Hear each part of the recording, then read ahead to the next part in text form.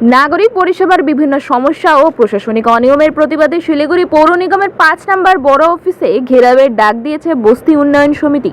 সংগঠনের অভিযোগ, পানীয় জল নিকাশি, রাস্তা পরিচ্ছন্নতা ও বিভিন্ন সরকারি পরিষেবা পেতে দীর্ঘদিন ধরে ভোগান্তির শিকার হচ্ছেন এলাকার বাসিন্দারা। একাধিকবার কর্তৃপক্ষের দৃষ্টি আকর্ষণ করেও সমস্যার সমাধান না হওয়ায় আন্দোলনের পথে নামার সিদ্ধান্ত নেওয়া হয়েছে।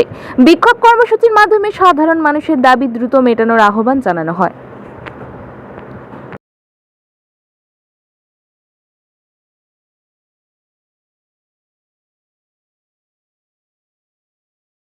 আমাদের বস্তি থেকে ডেপুটেশন দেওয়া হচ্ছে বড়ুয়া অফিসে।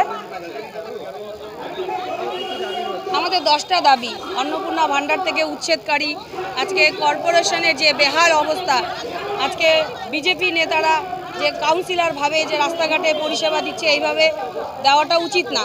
এখনও জনপ্রতিনিধি হয়নি, এইটাই আমাদের দাবি যে এদেরকে এইভাবে কাজ করা যায় না। অবিলম্বে যাতে কর্পোরেশন ভোট যাতে খুব দ্রুতভাবে হয়। প্রিয়া দে, মহিলা সমিতি।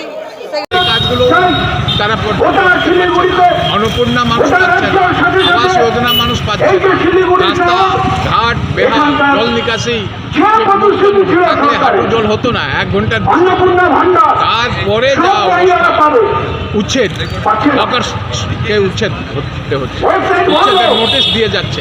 এবার জল, জঙ্গল, আকাশ বাতাস সবটা আদানিকে দিলে হবে না।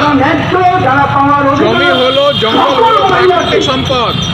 কিছু ব্যবস্থার জন্য আজকে মানুষ বা বেশ জায়গাতে বসবাস করছে, কিন্তু মানুষ থেকে 1 টাকাতে জায়গা দিয়ে দিচ্ছ, মানুষ থেকে কেড়ে আদানিকে আম্বানিকে। আর যে মানুষ কয়েক বছর ধরে 50-100 বছর ধরে বসবাস করছে যে বস্তিগুলোতে, তাকে নোটিশ করা সেটা হবে না।